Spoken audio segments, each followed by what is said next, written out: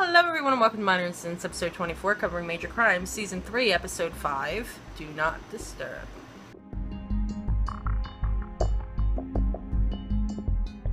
So this week we had Rusty going to Dr. Joe, and we heard the story through Rusty's eyes, which was outrageously interesting. We heard him tell Dr. Joe through a session about this young girl who was being abused by her father and expected to marry this guy. The father gave the guy a lot of money as a dowry. $100,000. That's a lot of money. Is that all she's worth? Oh damn, that's true. Gave him this money and the guy ended up dead. Obviously, suspects are the daughter who the guy was trying to marry off. Lena. Her name was Lena. The Indian diplomat dude who was Lena's father. And then we come to find out that it was actually her boyfriend who did it because Josh. He was like, they had been dating for almost a year. Is his name Josh? Yes. His name was Josh. And this guy wanted to make it so that she had to marry him, which was either taking her virginity, which the father thought she was a virgin, she wasn't, making her fall in love with him, whatever. Anyway, the guy's dead, so Josh killed him. And Rusty told the squad that he was gay, and nobody cared. Shocker. Shocker. Also, we found out, because I knew it was going to happen, that Sykes was dating Cooper. Agent Cooper. Malcolm-Jamal Warner. Aren't you glad I remember names? I am. But yeah, Malcolm-Jamal Warner was back this episode. I love his character. And so was Fritzy. Fritzy was back. Fritzy? So happy. No, they were awesome. I love Cooper, though. Through the session with Dr. Joe, Rusty figured out that the situation with Lena and losing her family over this whole thing, the boyfriend thing, was mirroring what happened with him and his mother. And it sounds like he's just done with his mom right now. So, We saw that last episode. yeah, we did. And then the end was Rusty going back to Sharon after his session with Dr. Joe and asking her what happened to Lena. And we found out Lena ended up getting a scholarship, asylum, and she actually is a witness in a murder trial just like Rusty was, so she has to stay her. The and her murder dad trial can't take of her her. boyfriend. Of her. She's going to testify against him. Yes. I feel bad for that kid, because you know it was a second-degree murder kind of thing, which, if you guys don't know about this, because it was different degrees. First degree means you... Right. First degree means you planned it out, and then you went and killed said person. Second degree means a fight broke out, or usually they'll give second degree murder to, like, a husband who walks in on his wife and, like, the wife's boyfriend or whatever, and then the husband kills the boyfriend. That kind of ordeal. Third degree is, hey, I told you to go kill that guy. She kills that guy. I get third degree murder. That's how the degrees go, because I know there's some people who aren't American that watch us. Manslaughter. And manslaughter is another one, yeah. Manslaughter is when it's an accident. You didn't mean to kill somebody, but That's usually it's what because they'll your charge fault. somebody like they're in a car accident right. and someone dies. Right, exactly. Vehicular manslaughter is what that's called. I knew you guys were wondering. They might have been, because not everybody knows about that, especially people who are not from America that watch us. Because we do have us. Huh? Nothing. What did we like about this episode? Sharon Rader.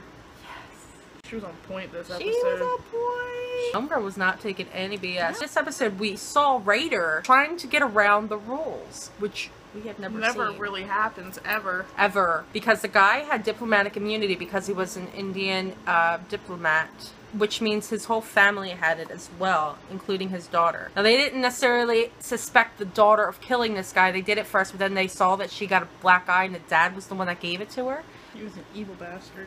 Yeah, he like started beating her up in the police station. They were like, no.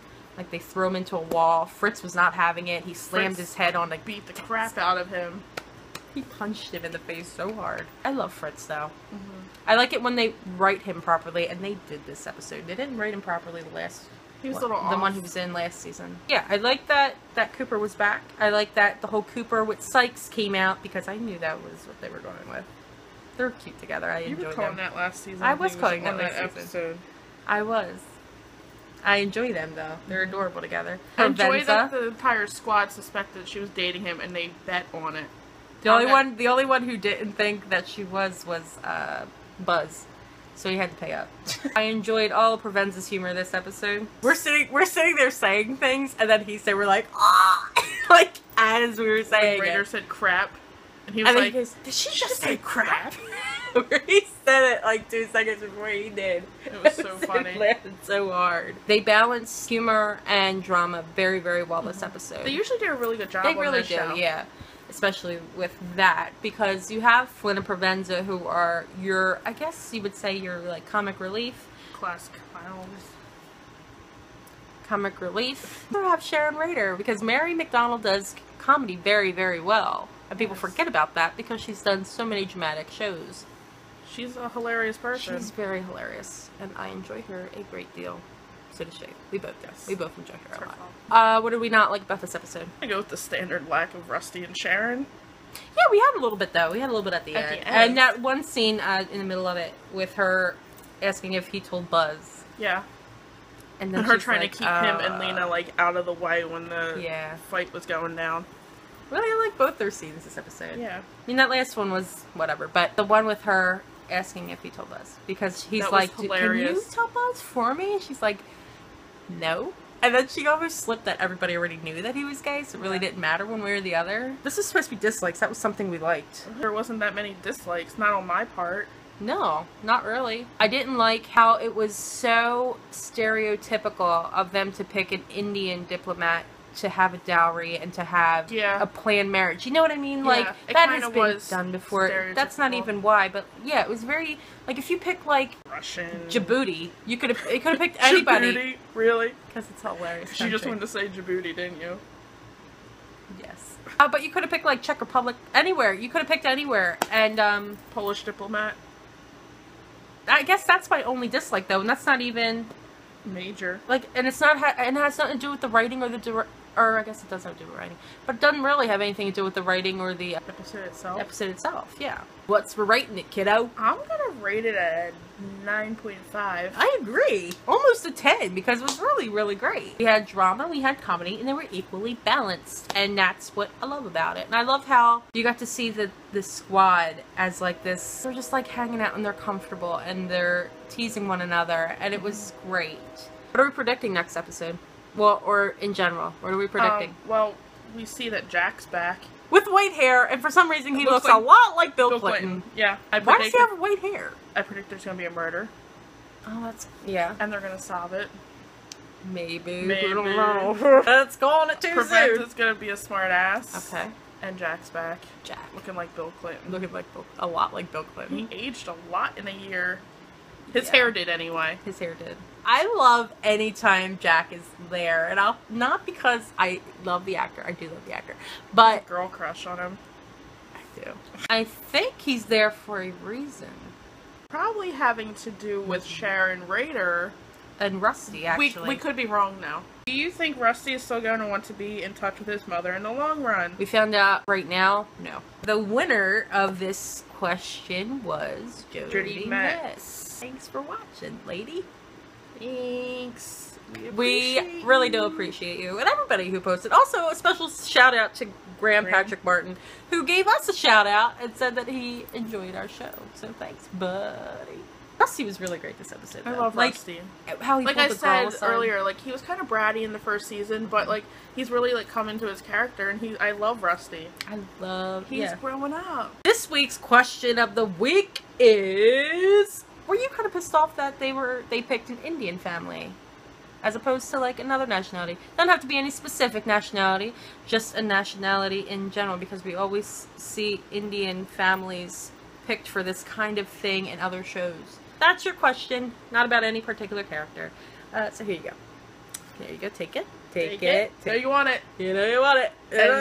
And comment at the bottom. Next week we have Major Crimes episode 6 of season 3, entitled Jane Doe number 38. I'm not sure about the number 38 part because I see it some places and other places I don't. So maybe it's about that. And I think Morales is back next episode. So. I hope so. I love it. All right, kidlets.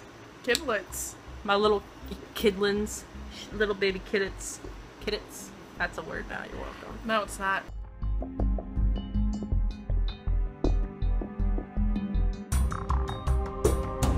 Thank you for that information. You're welcome. I thought you'd want to know. I did. Or as you said last week, do not disturb. And then went to a whole thing about the Coneheads because she's a normal person.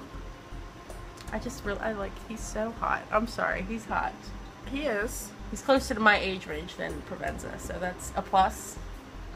Good job, Malcolm-Jamal. And you make fun of me with talking with my hands. Because you do this! And you put me at risk for injury. There are a lot of things that I've told you, hey, you better watch this, you'll like it. And have you liked them? Mm-hmm. Yes, you have. For the most part. You have. For the most part. I'm sorry, who has a TARDIS in their car?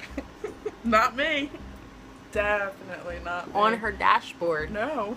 With buttons on the ceiling. No. You're in the wrong car. It's totally my car. Even. Odd. Even. Odd.